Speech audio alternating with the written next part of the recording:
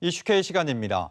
KBS 전주방송총국이 올해 지방선거를 앞두고 한국리서치와 함께 최근 전북 도민에게 여론조사를 진행했습니다. 지난주 그 결과 잇따라 전해드렸는데요. 오늘 이 시간엔 관련 내용 더 자세히 분석해봅니다. 한국리서치 김춘석 여론조사 부문장 나와 있습니다. 어서 오세요. 네, 안녕하세요. 네, 먼저 이번 여론조사 어떻게 진행했는지 간략하게 설명해 주시죠. 네, 전북에 살고 있는 18세 이상 유권자를 대상으로 면접원에 의한 전화 면접 조사를 했습니다. 네. 전북 특별자치도 전체 도민에게 도지사, 그다음에 교육감, 전북 현안에 대한 질문을 했고요. 그다음에 6개 시군 대상으로 6개 시군의 지방선거에 관한 문항을 조사를 했습니다. 표본 수는 전북 전체가 1,000명, 그다음에 시군 각각 500명씩 3,000명, 그럼 총 4,000명이죠. 예.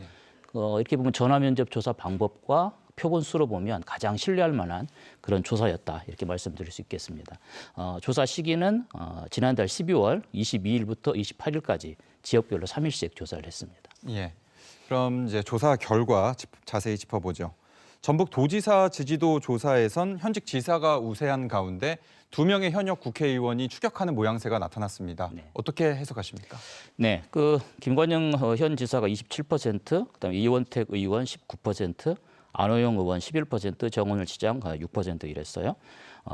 오차 범위 밖에 그런 차이가 있죠. 네. 이전 조사 결과하고 비교해 보면 김관영, 이원택 의원 간의 좀 격차가 좀 줄고 있고요.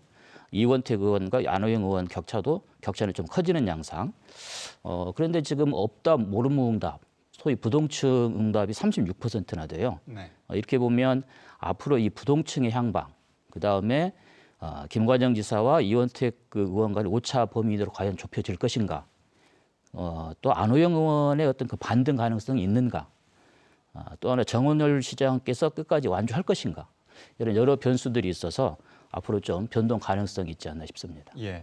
주요 경합지를 중심으로 진행한 이번 여론조사, 전주와 익산, 정읍 등에서는 오차범위한 접전이 나타났습니다. 또 주목할 만한 게 지지하는 후보가 없다는 응답이 지지도 1위보다 높게 나타난 지역도 적지 않았단 말이죠. 이 점은 어떻게 봐야 할까요? 예, 보니까 현직 시장이 출마로 지금 예정이 돼 있죠. 전주, 정읍, 여기는 이제 현직 시장과 한 명의 경쟁 후보가 이제 오차 범위 내에 있고요. 그다음에 현직 시장이 출마하지 않음으로 않는 그러니까 익산 같은 경우는 3명의 후보가 오차 범위 내에서 경쟁을 보이고 있습니다. 예. 근데 주목되는 게 방금 말씀하신 대로 특히 전주나 익산은 부동층이 40% 내외예요. 아주 많아요. 이게 지금 아직까지는 유권자들이 지방선거를 체감하지 못한 게 아닌가, 이런 측면이 좀 있고요. 그런데 이제 또 한편으로는 이 전북 지역은 사실은 민주당 텃밭이라고 볼 수 있지 않겠습니까? 네. 유권자 입장에서는 민주당 후보면 누구나 어쩌면 관심이 별로 좀 없는 이런 정도의 어떤 상황이지 않나, 전북의 좀 특수성이 있는 거 아닌가, 이제 그런 게 좀 이해해 봅니다. 네. 또 이번 조사에서는 완주 전주 통합에 대한 의견도 물었죠. 결과를 보면 두 지역, 그러니까 완주 전주 지역의 찬반 의견이 극명하게 갈렸습니다. 어떻게 분석하십니까? 예, 사실 전주 완주 통합은 이제 전북권만의 문제가 아니라 우리 나라의 관심사가 이미 된 것 같아요. 네. 왜냐하면 대전 충남 통합, 그다음에 또 광주 전남 통합이 지금 빠르게 지금 논의가 되고 있는 상황이지 않습니까? 네. 결과를 보니까 전주는 통합에 찬성한다는 응답이 83%, 여론조사에서 83%면 거의 만장일치로 이해를 합니다. 예. 그리고 완주는 보니까 반대가 65%, 찬성 29%예요. 그러면 반대가 찬성보다 2배 이상인 상황이죠. 그러면 사실은 여론조사 관점에서 보면 두 지역 다 사회적으로 좀 어느 정도 합의는 된 상태로 이해는 됩니다. 예. 다만 전주에 비해서 완주는 사실 보니까 반대 이유가 다양하고 또 지역별로 좀 찬성 반대 입장이 좀 달라요. 그러면 앞으로 좀 변동 가능성은 어느 정도 있겠다 싶습니다. 네. 정당 지지도도 한번 살펴보죠.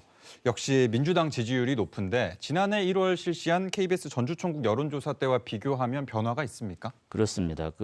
지난 1월에는 민주당 지지도가 52%, 57%였는데요. 네. 이번에는 69%, 12%가 올랐어요. 네. 보니까 조국혁신당은 14%에서 6%로 줄었고 국민의힘도 12%에서 5%로 거의 반토막이 됐어요.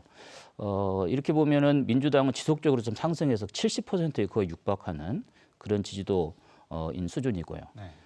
이게 이제 왜 그럴까 싶었더니 이 과정에 윤 전 대통령 탄핵, 그다음에 이재명 대통령의 이제 출범 있었고요. 그다음에 이게 이제 국민의힘과 민주당의 지지도에 영향을 준 요인이겠죠. 그다음에 조국혁신당 같은 건 또 당내 성비위 사건도 있었지 않습니까? 이제 이런 것들이 복합적으로 작용한 그런 결과로 이해를 합니다. 네.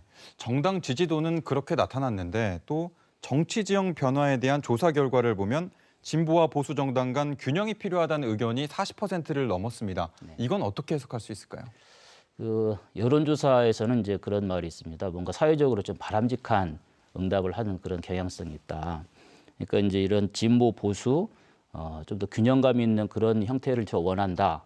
이런 응답이 좀 바람직한 걸로 보이는 거죠. 왜냐하면 진보만 보수만 이쪽이 좋다 이것보다는 이제 그렇다 해도 민주당 지지도가 지금 70%를 육박하는 상황에서 뭔가 지금 진보와 보수 정당 균형을 이룰 필요가 있다는 게 43%라는 것은 이건 아무래도 지금 전국 유권자들이 민주당을 마냥 좋아한다고만 볼 수 없는, 그다음에 민주당 일당 독재 체제에 대해서 뭔가 좀 문제가 있다 이런 좀 속내를 드러낸 그런 결과가 아닌가 그렇게 해석을 해보거든요.